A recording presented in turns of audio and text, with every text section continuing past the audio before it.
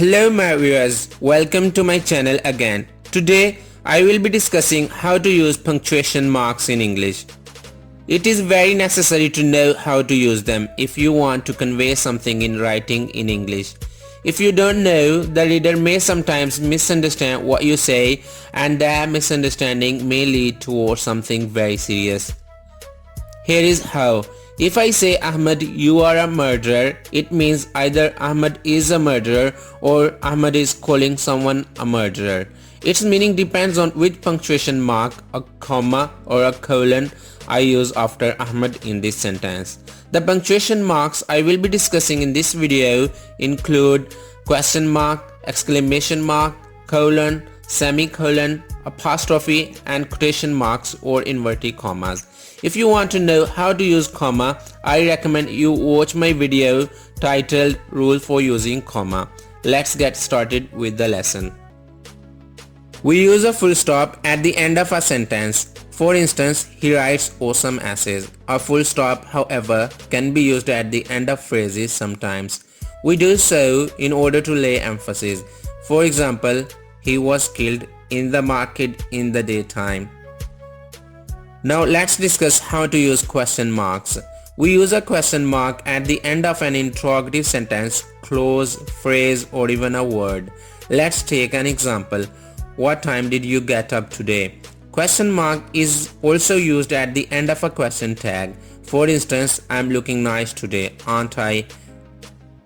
We do not use a question mark at the end of indirect questions, the questions that are asked indirectly. For instance, tell me what your name is. Please explain why you went there. Also, question mark is not used at the end of a statement that looks like a question. For example, I don't know where he lives. Exclamation marks are used to show strong emotions. When we say something with some sudden strong emotion, we put an exclamation mark at the end of such a sentence. For example, a girl finds a lizard and lets out a cry out of fear. She calls out for help saying, "Help me." An exclamation mark should be put at the end of the sentence, "help me," as it involves the sudden strong emotion of fear. Apostrophes are used for contractions as in can't, shan't and won't. Secondly, apostrophes are also used to show possessions like Ali's car, my parents' house. Lastly, we use apostrophes to make special plurals.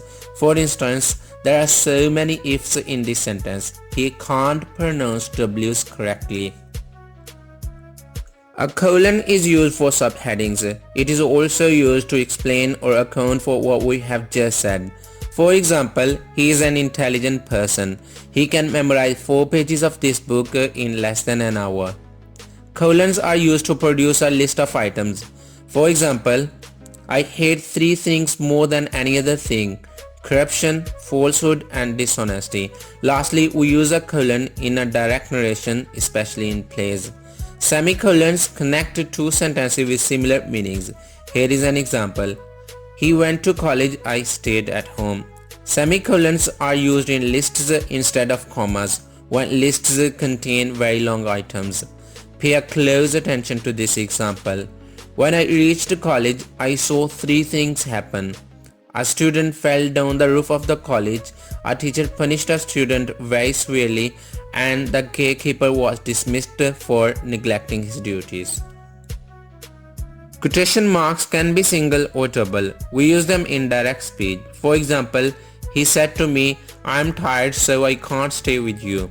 Secondly, they are used to highlight a title of some piece of writing or something to which we give a special meaning. For example, Shakespeare wrote Hamlet. The way he pronounces the word enthusiastic is hilarious. That was all about the video. I hope you enjoyed the video and learned something. Thanks for watching. Bye for now.